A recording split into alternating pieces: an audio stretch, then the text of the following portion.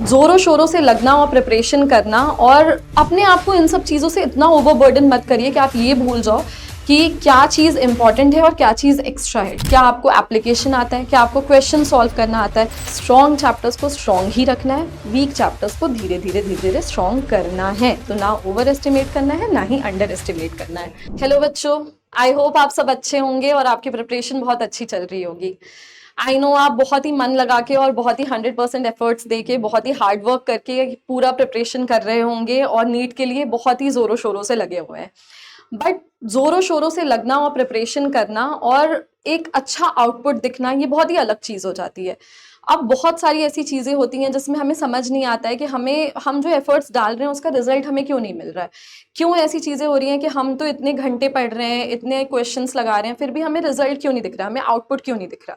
अब बच्चों के अलग अलग क्वेरीज होते हैं। कुछ बच्चे आगे कहते हैं कि मैम मुझसे पढ़ा ही नहीं जाता है, मैं 6 घंटे, 3 घंटे, 2 घंटे, किसी दिन 6 घंटे पढ़ लेता हूँ तो किसी दिन 2 घंटे, किसी दिन 1 घंटे ही पढ़ पाता हूँ।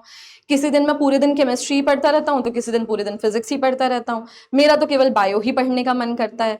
ठीक है, अलग अलग क्वेरीज होते हैं। क्वेश्चन लगाने का ही मन नहीं करता, क्वेश्चन तो मैंने इतने प्रैक्टिस किए हैं फिर भी क्यों नहीं हो पाता। तो अलग अलग क्वेरीज होते हैं और एफर्ट्स तो सब लगा रहे हैं, सभी कोशिश कर रहे हैं। आप सभी चाहते हो कि आपका रिजल्ट आ जाए, आप सभी अपना 100% देने की कोशिश कर रहे होगे।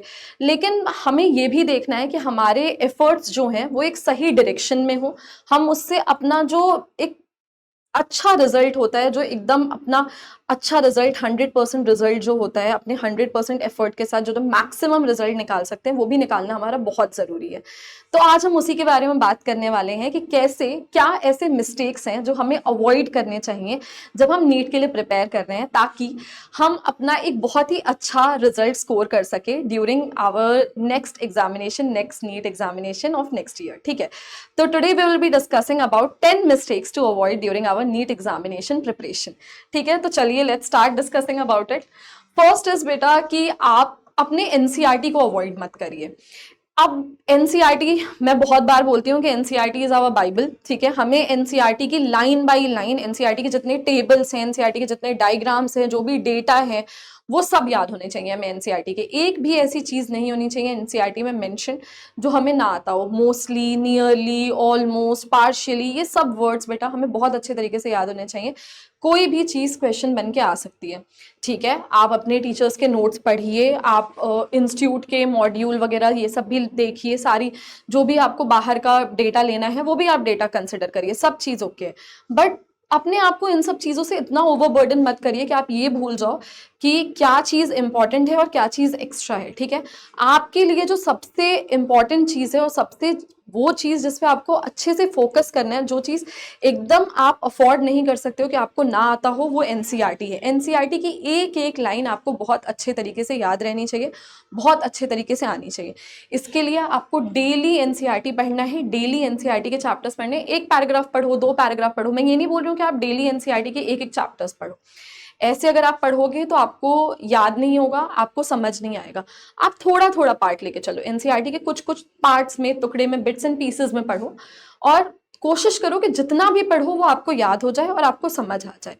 तो एनसीईआरटी नहीं अवॉइड करनी है, एनसीईआरटी बहुत जरूरी है, स्पेशली बायोलॉजी और केमिस्ट्री के लिए। एनसीईआरटी से क्वेश्चंस आते हैं, एनसीईआरटी के बाहर क्वेश्चन देखना बहुत ही मतलब रेयर इवेंट है। एक क्वेश्चन, 2 क्वेश्चन आ भी गया तो, लेकिन वो तो हर किसी के लिए बाहर का होगा। हमें तो उन क्वेश्चंस को प्रिपेयर करना है जो मैक्सिमम क्वेश्चंस को प्रिपेयर करना है, तो उसके लिए तो हमारी एनसीईआरटी ही है, हमें उसी को प्रिपेयर करना है। नेक्स्ट चीज इज कि नॉट फॉलोइंग अ प्लान। आपके पास एक प्लान होना चाहिए और आपको उस प्लान को फॉलो करना चाहिए। ऐसा नहीं होना चाहिए कि कभी पूरे दिन केमिस्ट्री चल रही है तो कभी पूरे दिन फिजिक्स चल रहा है। Each subject carries 180 marks. ठीक है, डिफिकल्ट क्वेश्चन भी कैरी कर रहा है 4 मार्क्स, इजी क्वेश्चन भी कैरी कर रहा है 4 मार्क्स। कोई भी सब्जेक्ट करने पे कोई रिवॉर्ड नहीं मिल रहा है, कोई भी डिफिकल्ट क्वेश्चन करने पे कोई रिवॉर्ड नहीं मिल रहा है। तो आपके पास एक प्लान होना चाहिए कि आप हर सब्जेक्ट को कितनी स्मार्टली लेके चल सकते हो। ठीक है, ऐसा नहीं है कि आप बॉटनी जूलॉजी पे फोकस नहीं करोगे और आप फिजिक्स केमिस्ट्री पे फोकस करोगे। आपको हर सब्जेक्ट पे फोकस करना है। ठीक है, आप बॉटनी जूलॉजी को थोड़ा कंपैरेटिवली थोड़ा कम टाइम दो, but you can not neglect it. आपको उस पर भी ध्यान देना है, ठीक है। तो you should have a plan कि आपके कौन सी चीज़ें कितनी वीक हैं, कितना स्ट्रांग है, कौन सा चैप्टर कैसा है, उस पर कितना टाइम लगाना है, कि आपको बॉटनी को दिन में 1 घंटा देना है, zoology को दिन में 1 घंटा देना है, फिजिक्स केमिस्ट्री को 2-2.5 घंटे देने हैं। तो उस हिसाब से you will have to plan your day कि कोचिंग से आने के बाद कब पढ़ना स्टार्ट करना है, मुझे कितनी देर तक पढ़ना है, मुझे रात में ज़्यादा पढ़ना है या फिर सुबह ज़्यादा पढ़ना है। You should have a plan and you should follow that plan. अब ऐसा नहीं होना चाहिए कि मैं बॉटनी पढ़ रही हूँ और मेरे दिमाग में चल रहा है कि यार मुझे तो फिजिक्स नहीं आती है, केमिस्ट्री नहीं आती है, यार मुझे फिजिक्स का वो वाला तो टॉपिक अभी तक समझिए नहीं। when you are studying for a particular subject, आपका उसी सब्जेक्ट पे ध्यान रहना चाहिए, किसी और सब्जेक्ट पे कोई भी ध्यान नहीं जाना चाहिए। आपको बार बार मैं यही बोल रही हूँ, आपको पता होना चाहिए कि हर सब्जेक्ट 180 मार्क्स कैरी करता है, हर सब्जेक्ट उतना ही इंपॉर्टेंट है। तो आप जब एक सब्जेक्ट पढ़ रहे हो दूसरे सब्जेक्ट पे कोई ध्यान नहीं रहना चाहिए। You are preparing for 180 marks, आप एक सब्जेक्ट के लिए प्रिपेयर नहीं कर रहे हो। तो एक प्लान बनाओ, एक प्लान को फॉलो करो, अपने अकॉर्डिंग प्लान बनाओ जो आपके लिए सूटेबल हो कि आपको कैसे पढ़ना है। और उस प्लान के लिए ऐसा नहीं कि यार प्लान तो बनाया था, 1 हफ्ते से प्लान तो बनाया है, क्यों नहीं मुझे रिजल्ट दिख रहा है, मेरे नंबर तो नहीं बढ़े। 1 हफ्ते में कुछ नहीं होगा, 2 हफ्ते में कुछ नहीं होगा, 3 हफ्ते में कुछ नहीं होगा। You will have to be consistent with that plan, तब जाके आपको रिजल्ट देखने को मिलेगा। हाँ, हो सकता है कि आपका प्लान सही वर्क ना कर रहा हो, तो डिस्कस विथ योर टीचर्स। आप अपने टीचर से पूछोगे मैंने तो ये प्लान बनाया फिर भी मुझे इसका रिजल्ट देखने को क्यों नहीं मिल रहा, तो हो सकता है उसमें कुछ चेंजेस करने पड़े और आपका प्लान और अच्छा हो जाए। लेकिन you will have to make a plan, ठीक है, और उस प्लान के साथ चलना पड़ेगा आपको। नेक्स्ट चीज़ की अगर हम बात करें तो बीइंग इनकंसिस्टेंट, बहुत सारे बच्चे बहुत ही इनकंसिस्टेंट होते हैं। किसी दिन सडन बूस्ट ऑफ मोटिवेशन आ जाएगा, आज तो यार टीचर ने क्लास में बहुत ही लेक्चर दे दिया, बहुत ज़्यादा मतलब मोटिवेट कर दिया, बहुत ज़्यादा सुना दिया, यार मम्मी से तो आज कॉल पे बात हो गई, मम्मी को तो बहुत एक्सपेक्टेशन है मेरे से, मुझे तो पढ़ना पड़ेगा। यार मैं तो 12th में इतना स्मार्ट हुआ करता था, इतने नंबर आते थे, क्या हो गया मुझे, अब क्यों नहीं आ रहे। सडन बूस्ट ऑफ मोटिवेशन, अब पढ़ने का मन कर रहा है, आज जाके बहुत ज़्यादा पढ़ाई होगी, आज फिजिक्स भी पढ़ेंगे, केमिस्ट्री भी पढ़ेंगे, बॉटनी भी, zoology भी, आज तो रात के 2 बजे 3 बजे तक पढ़ाई होगी। कल बिल्कुल भी पढ़ाई नहीं होगी, बिल्कुल भी नहीं पढ़ेंगे। कल रेस्ट डे हो गया, यार इतना पढ़ा तो था, आराम भी तो चाहिए, है ना। तो आज पढ़ाई ही नहीं होगी, कल बहुत ज़्यादा पढ़ाई हो गई, अब 2 दिन पढ़ाई नहीं हो रही है, 3 दिन पढ़ाई नहीं हो रही है, और एक दिन किसी दिन बहुत ज़्यादा पढ़ाई होगी। एक दिन लगेगा कि मतलब हम तो कर हर मैदान फतेह, और एक दिन लगेगा कि बस अब तो जिंदगी में यार आराम चाहिए, चिल करना है एकदम। तो ऐसा नहीं होना चाहिए। आपको एक प्लान होना चाहिए, उसके साथ बहुत ही कंसिस्टेंट रहना चाहिए कि आपको इतने घंटे पढ़ने हैं। मन से नहीं पढ़ाई होती है कि मन आज कर रहा है, मन नहीं कर रहा है, ये मन वाली पढ़ाई नहीं होनी चाहिए कि मन कर रहा है कि नहीं कर रहा। मूड, आपका जो मूड है वो रेगुलेट नहीं करेगा कि पढ़ाई होनी है या नहीं होनी है। पढ़ाई करना इज योर नेसेसिटी, आपको पढ़ाई करना ही करना है। जो आज इंस्टीट्यूट में पढ़ाया गया है वो आपको जाके पढ़ना ही पढ़ना है, रिवाइज करना ही है, क्वेश्चंस लगाने ही हैं। ये उसमें कोई इफ एंड बट नहीं है कि ऐसे हो जाएगा, वैसे हो जाएगा, कल कर लेंगे, ये कर लेंगे। आप जिस चीज़ को जितना डिले करोगे वो आपका बैकलॉग बन के आएगा, आपके लिए फिर वो बर्डन बनता जाएगा, पाइल अप होता जाएगा। तो stay consistent with your plan. जो भी चीज़ है, हो सकता है कभी कोई चीज़ ज़्यादा समझ में आए, कभी कोई चीज़ कम समझ में आए, but that is a different thing. आपको अपने प्लान के साथ बहुत ही कंसिस्टेंट होने की ज़रूरत है और बहुत ही कॉन्फिडेंट होने की ज़रूरत है विथ योर प्लान, ठीक है। नेक्स्ट चीज़, लेस क्वेश्चन प्रैक्टिस। कई बार मैंने देखा है बच्चों को, स्पेशली बायोलॉजी के लिए या फिर किसी और सब्जेक्ट के लिए भी, थ्योरी बहुत ज़्यादा पढ़ते हैं, नोट्स पढ़ेंगे, एनसीईआरटी पढ़ेंगे, थ्योरी पे बहुत ज़्यादा फोकस है, सब चीज़ सोचेंगे कि बस ग्रास्प कर लिया, यार मुझे तो सब समझ में आता है, मेरे को तो ये सब समझ में आता है, मुझे ये आता है, ये टॉपिक क्लियर है, ये टॉपिक क्लियर है। वेल एंड गुड, क्लियर होगा भी, बट एप्लीकेशन का क्या? क्या आपको एप्लीकेशन आता है? क्या आपको क्वेश्चन सॉल्व करना आता है? क्वेश्चन सॉल्व करना भी एक आर्ट होता है। क्या आपको क्वेश्चन सॉल्व करना आता है? क्या आपको पता लगाना आता है कि यहाँ पे ये लाइन गलत है, ये लाइन सही है? क्या जिस टाइम पे आप एग्जाम हॉल में बैठे हैं, क्या आपका वो चीज़ टैकल करने आता है? आपको प्रेशर हैंडल करने आता है? ये चीज़ आप किससे सीखोगे? क्वेश्चन सॉल्व करके। आपकी नॉलेज जिस चीज़ से चेक होने वाली है वो क्वेश्चन से ही है। तो वही चीज़ प्रैक्टिस ना करना, ये तो बहुत गलत बात है।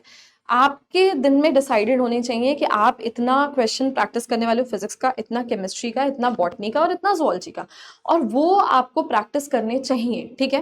टाइम मैनेजमेंट होगा इससे। आप टाइमर लगाओ, आप देखो कि मेरे को इतना क्वेश्चन प्रैक्टिस करना था, इसमें मुझे कितना टाइम लगा, टाइम कम करते जाओ धीरे धीरे उसके लिए।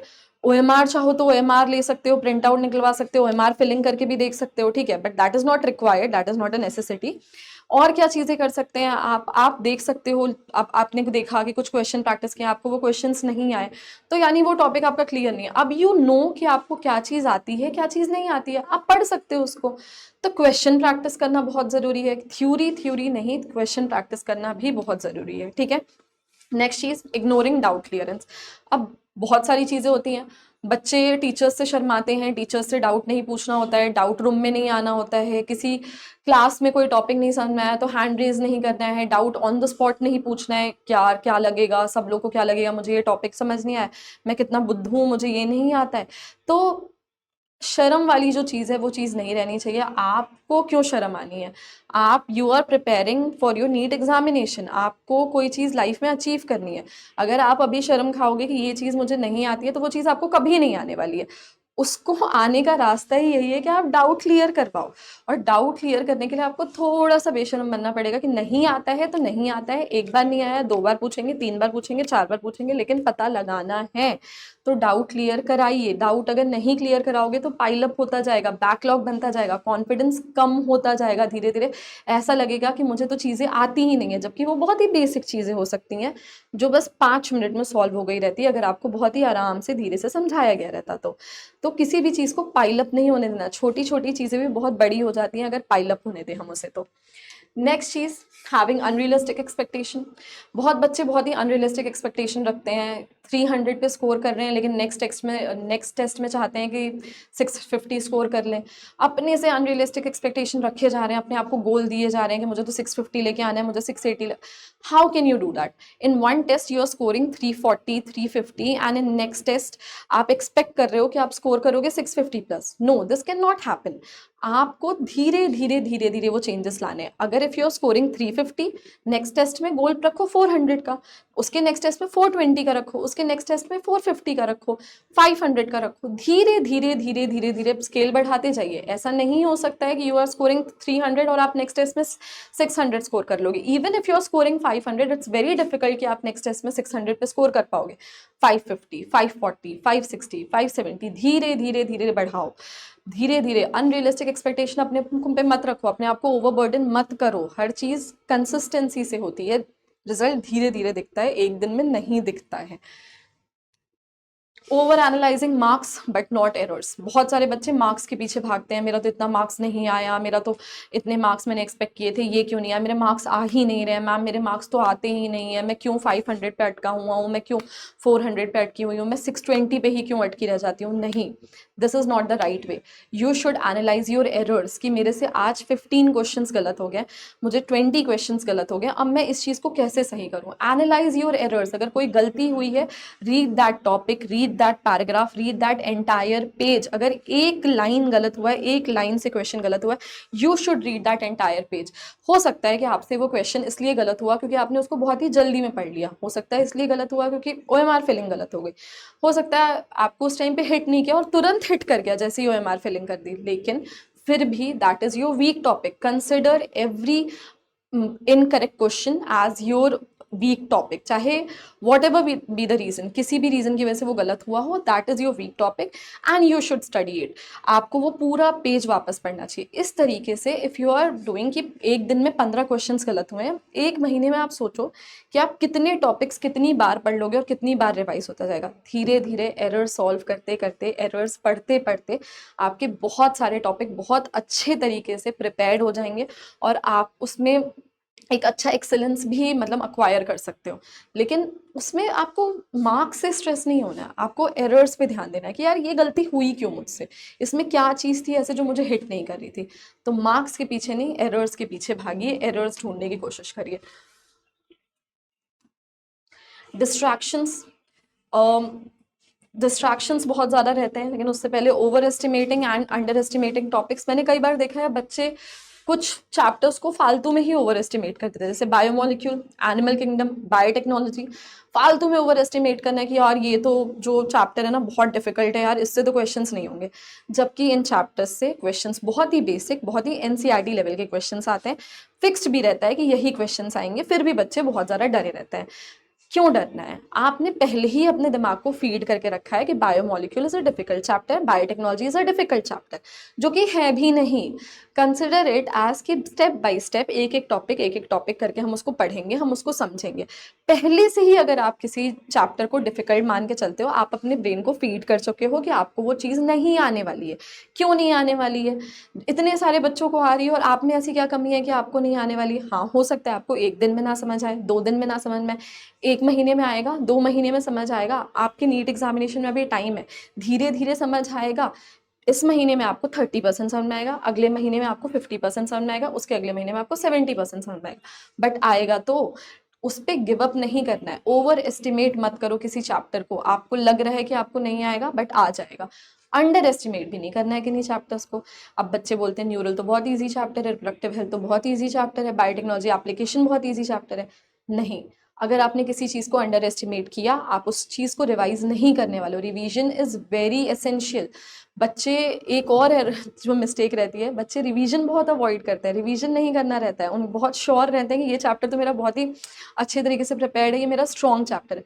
स्ट्रॉन्ग चैप्टर भी वीक चैप्टर बन जाता है अगर आप उसको रिवाइज नहीं करते हो। आपको हिट नहीं करेगा, यू विल गेट कंफ्यूज, आप अनश्योर रहोगे। आपको लगेगा तो क्या आता है, लेकिन क्यों कि आपको आता है, आपको ये पता है कि ये इसका आंसर नहीं है, लेकिन क्योंकि आपने रिवाइज नहीं किया, आपको ये नहीं पता कि उसका आंसर क्या है। तो रिवाइज करिए, रिवीजन बहुत ज़्यादा ज़रूरी है। ना किसी चैप्टर को ओवर एस्टिमेट करो कि उस पर टाइम लगाए जा रहे हो, लगाए जा रहे हो, लगाए जा रहे हो। ना किसी चैप्टर को अंडर एस्टिमेट करो कि उसको पूरी तरीके से इग्नोर कर दिया। स्ट्रॉन्ग चैप्टर्स को स्ट्रॉन्ग ही रखना है, वीक चैप्टर्स को धीरे धीरे स्ट्रॉन्ग करना है। तो ना ओवर एस्टिमेट करना है, ना ही अंडर एस्टिमेट करना है। डिस्ट्रैक्शंस, अब डिस्ट्रैक्शन बहुत तरीके के हैं। फ़ोन डिस्ट्रैक्शंस, रील स्क्रॉल करना है, वीडियोस देखनी है, ठीक है, बोलना है कि यूट्यूब पे पढ़ रहे हैं, बट उसके जगह पे आप क्या कहते हैं अपने रील स्क्रॉल किए जा रहे हैं, ठीक है। दोस्तों के साथ घूमने जाना है, यहाँ पे घूमना है, वहाँ पे घूमना है, ये चीज़ खानी है, वो चीज़ खानी है, या फिर अपोजिट जेंडर का डिस्ट्रैक्शन, बहुत तरीके के डिस्ट्रैक्शंस हैं। बट आप एक ऐसी बात समझो, क्या ये टाइम है इस डिस्ट्रैक्शन का? आपके पास एक बहुत ही लंबी उम्र पड़ी हुई है, लंबी एज पड़ी हुई है, जिसमें you can enjoy your life, but अभी you are preparing for your future, your career. अगर ये चीज़ अच्छी हो गई ना, ये 1 साल अच्छा अगर गया, तो आप एक बहुत ही स्टेप अहेड हो जाएंगे। आपको वो जो चीज़ होती है, जो स्ट्रेस होता है, जो एक करियर का होता है, उस चीज़ से आप अपने आप को बचा सकते हो। तो उस चीज़ से बचाने के लिए इन डिस्ट्रैक्शंस को अवॉइड करना पड़ेगा। हर चीज़ का एक टाइम होता है करना, हर चीज़ करना, फ़ोन भी चलाओ, सब चीज़ें करो, बट थोड़ा सा अभी इन्जॉयमेंट को दूर रख के थोड़ा सा हार्ड वर्क पे फोकस करिए, हार्ड वर्क ज़्यादा करिए। एक बार हार्ड वर्क कर लिया, रिजल्ट आ गया, तो थोड़े टाइम इन्जॉय करना है, इन्जॉयमेंट भी होनी चाहिए और हार्ड वर्क भी होना चाहिए, दोनों चीज़ें होनी चाहिए। नहीं तो अगर अभी आज इन्जॉयमेंट हुआ तो बाद में बहुत ही स्ट्रेसफुल लाइफ जाएगी। तो स्ट्रेसफुल लाइफ को आज अगर अवॉइड करना है, तो इन डिस्ट्रैक्शंस को आज अवॉइड करना पड़ेगा।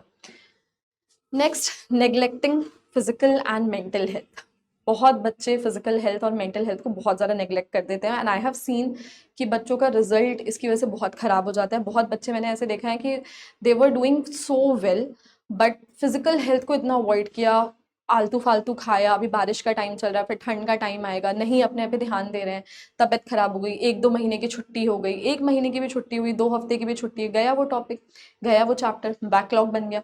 आप जब वापस आए तो पहले वाला बैकलॉग है ही, आप पहले वाले पे फोकस कर रहे हो, अभी वाला बैकलॉग हो गया।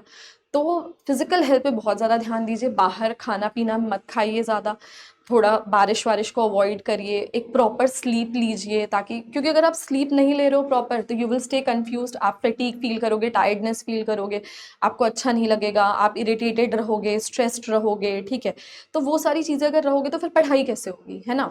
तो ये भी नहीं करना है कि मैं 4 घंटे केवल सोता हूँ, मैं 4 घंटे केवल सोती हूँ, मैं तो 5 घंटे केवल सोती हूँ, नहीं। Take at least 7 hours of sleep, ठीक है। 7 आवर्स ऑफ स्लीप लेना है, सोना है, अच्छी नींद सोनी है। नींद पूरी होगी, यू विल फील फ्रेश, आप ज़्यादा टॉपिक्स मतलब समझ सकते हो, ज़्यादा चीज़ें, ज़्यादा नॉलेज अक्वायर कर सकते हो, कंफ्यूज नहीं रहोगे, हैप्पी फील करोगे। हैप्पी फील करोगे तो अच्छे तरीके से पढ़ाई हो पाएगी, है ना। तो स्लीप भी बहुत लेना ज़रूरी है, ठीक है। अब बाहर का खाना भी नहीं है, फिजिकल हेल्थ पे बहुत ज़्यादा ध्यान देना है, मेंटल हेल्थ पे भी बहुत ध्यान देना है। अपने आप को कंपेयर मत करिए दूसरों से, ये मत सोचिए कि यार ये तो 4 घंटा पढ़ता है फिर भी इसके इतने नंबर आ जाते हैं, मैं तो 10 घंटे 8 घंटे पढ़ रहा हूँ फिर भी मेरे नंबर नहीं आ रहे। हर किसी इंसान का अलग होता है, हर चैप्टर किसी का वीक किसी का स्ट्रांग होता है, ठीक है। कंपेयर मत करिए, आप एक अलग इंसान है, दूसरा इंसान एक अलग है। मेंटल हेल्थ पे अपने मत आने दीजिए। And even if you are not able to score, अच्छा स्कोर नहीं कर पा रहे हैं, ये आपकी पूरी लाइफ नहीं है, ठीक है। जस्ट बिकॉज आप नीट में अच्छा नहीं कर पाओगे इसका मतलब ये नहीं है कि आप लाइफ में अच्छा नहीं कर पाओगे। आप अपना 100% दो, आप पूरी कोशिश करो कि आप अच्छा कर पाओ, लेकिन 100% दो। उसके अलावा जो भी हो रहा है वो आपके हाथ में नहीं है, आपके हाथ में केवल 100% देना है। तो उसको अपने मेंटल हेल्थ पे असर मत होने दो। जो होगा अच्छे के लिए होगा। If you are working hard, जो होना है अच्छा ही होना है, ठीक है। तो ये चीज़, avoid the mistakes, trust the process and stay consistent, ठीक है। कंसिस्टेंट रहना बहुत ज़रूरी है। तो मैं यही बोलूँगी कि धीरे धीरे रे मना, धीरे धीरे सब कुछ होए, माली सींचे 100 घड़ा, ऋतु आए फल होए। मतलब कि सब कुछ धीरे धीरे होता है। ऐसा नहीं है कि आप एक दिन में चाहोगे कि रिजल्ट मिल जाए, आपको एक दिन में रिजल्ट मिल जाएगा। आप आज अगर आप कितना भी एफर्ट डाल दो, आपको रिजल्ट उसी दिन मिलना है।